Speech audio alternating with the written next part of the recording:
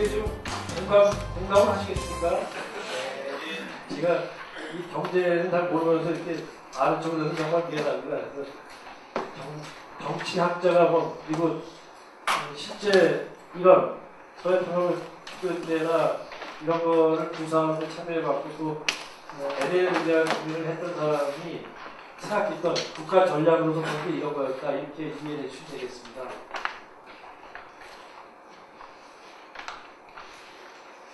뭐 너무 감이 다른 것 같지는 않은데 그냥 편하게 질문해주세요. 저는 여러 가지 전환에 대해서 말씀하셔도 되고요.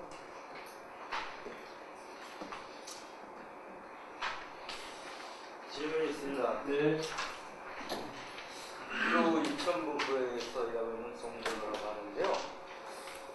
저기 장관님 당기는 전에 그 통일부 장관 되시기 전에 성공회대 노동대학에서 한번 들은 적이 있습니다. 오늘 또 이제 다시 투표해서 정말 부부 진짜로 지금 현실이 너무 답답한데요.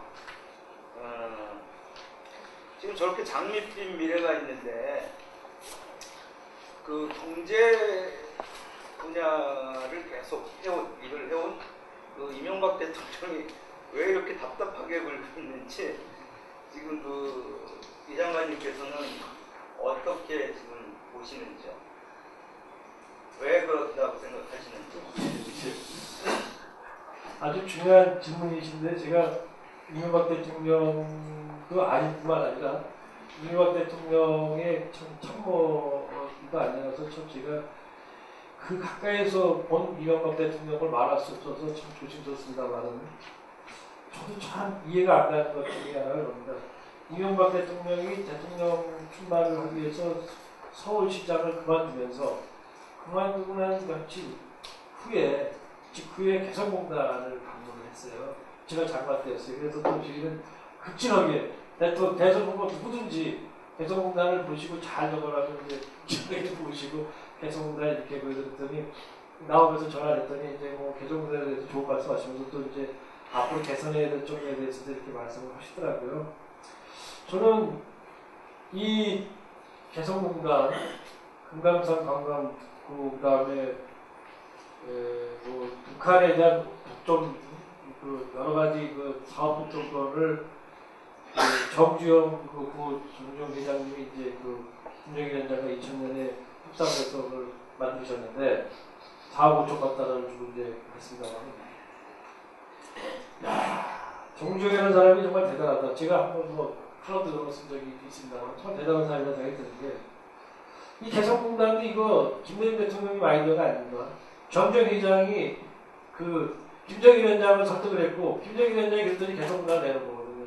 그걸 김대중 정부나 노무현 정부는 그거를 지원하고 보장했었을 뿐이에요.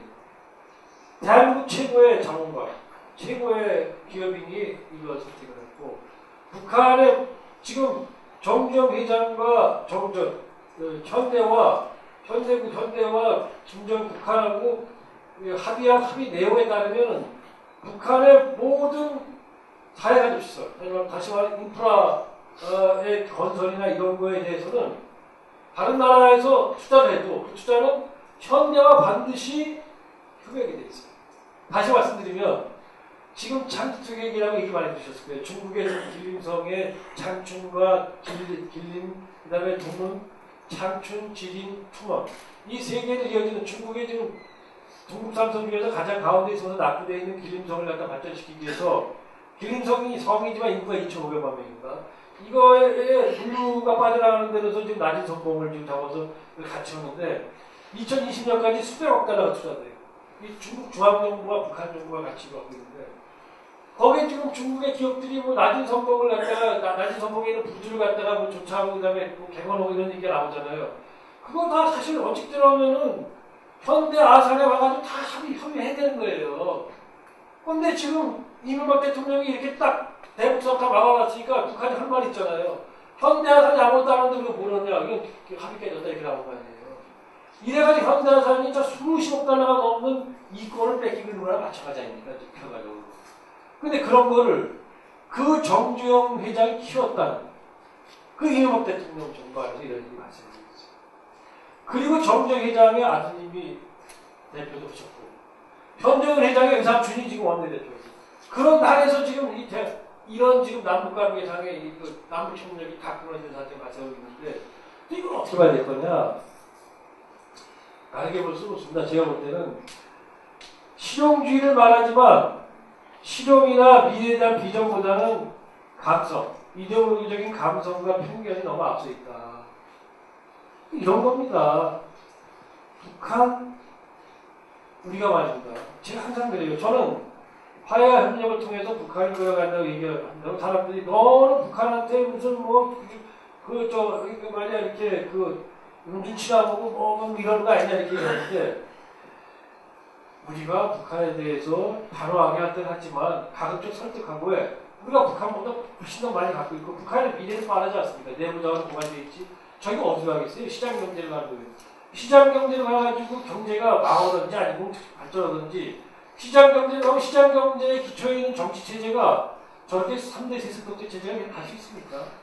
미래에 우리가 북한의 미래를 보기 때문에 그 북한을 갖다가 우리가 끌어당기면서 갈 수 있는 큰 이제 전략을 가져야 되는 거 아닙니까? 근데 그런 거를 보지 않으면서 그냥 북한을 보면은 그냥 항상 감성적으로 볼 수밖에 없는 거죠. 그러니까 이런 얘기예요. 인질, 우리가 이제 옛날에, 지금 요즘은 뭐 군대에서 타령해서 옛날처럼 그렇게 막 그냥 이 세게 막 그냥 형벌을 주고 그런 것 같지는 않아요. 근데 여러분 옛날에는 군대에서 타령하면 말이니까 아시잖아요. 타령하면은 거의 그냥 남한산성, 육군기 도서가 남한산성에 있었는데 그냥 그거 진짜 남한산성 아닌가 여러분. 택조학교에는 저쪽 얘기하는 건데, 아무튼 남한산성이라는 거 우리들은 너무나도 두려워. 거기 가면 인생이 중심이 돼가지고 일단 타령됐다가 감옥에 가면은 그냥 명창이 아니라 감옥 가면 그냥 인생 끝난다 해가지고, 타령을 하고 나면은 일단 다방에 딱 들어가 다방에 있는 이른바 이제 지리가 렌지 아가씨라 하잖아요. 그 아가씨 딱 붙잡고 이제 그 인질 그걸 버리지 않습니까? 그러면 이제 그 인질 그걸 버리는 인질 우리 애들 진짜 우리 병사들이 여러 가지 이제 스트레스 때문에 그런 경우가 있었는데, 그럴 때 이제 경찰들이 고민하잖아요. 처음에 이건 어떻게 할 거냐. 기동탈대를 넣어가지고 얘를 갖다가 제압한다는 것도 있었지만, 그게 되면 이제 인질이 굉장히 위험해지니까 가급적이면 나도 위험하다. 그래서 뭘부터 하냐면은 일단은 이제 되게 이제 애인이 음식 걷고 싶었다 해가지고 이제 타령을 하는 거 아니까 얘 애인을 불러다가 이제 야 내가 그게 아니고 이러면서 이제 다시 해보자. 그게 안 되면 그 다음에 이제 부모 형이 다 불러다가 하지 않습니까? 이렇게 설득하다가 안 되고 그 다음에 뭘 헌데도 하잖아요. 그럼 여러분 우리가 그렇게 설득하자고 하는 주장을 자 일단은 설득해봐. 쟤 데려다 누구 데려다 해봐 라고 하면 그건 친인질로 합니까? 그러면 기동타협대식으로 하자는 건 아니고, 우리가 남북관계에서 북한을 설득하거나 화협력을 하자는 거는 친북좌파예요. 그런 게 어디 있어요 세상에. 네? 설득할 수도 있는 거고 주먹에 때려놓을 수도 있는 건데, 근데 우리 사회가 이게 너무 강하다 보니까 아주 이데올로기적으로 북한하고 협력하거나 북한은 영원히 그야말로 타이를 수 없는 존재라고 생각해요. 북한이 만약에 가진 게 많고 저희들이 먹고 사는 게 충분하다면 얼마든지 북한이 타이어도 말을 안 듣습니다. 인간이나 집단이 말을 듣는 이유는 말을 들을 수밖에 없는 구조에 있기 때문이에요. 저도 애들을 키우지만 이제 애들이 많이 컸습니다. 애들이 어른 말을 듣는 이유는 효심이 지극해서 듣는 그런 규범적인 애들도 있지만 거의 대부분은 뭔가 안 들으면은 그야말로 의도 맞게 되거나 아니면 용돈을 깎이거나 이런 것들이 있어서 안 듣는 거예요. 특히 혈육시간이 아니고 특히 제3자가 나오는 게 그렇다 이거예요.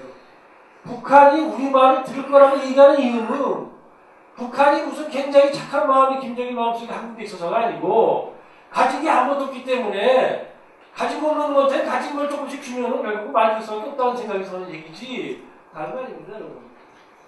그건 다 자기 가지고 대한민국 가지고 있는 게 뭐가 있어요. 우리가 경제가 어려워도 북한보다 가지고 있는 건 경제 아니에요.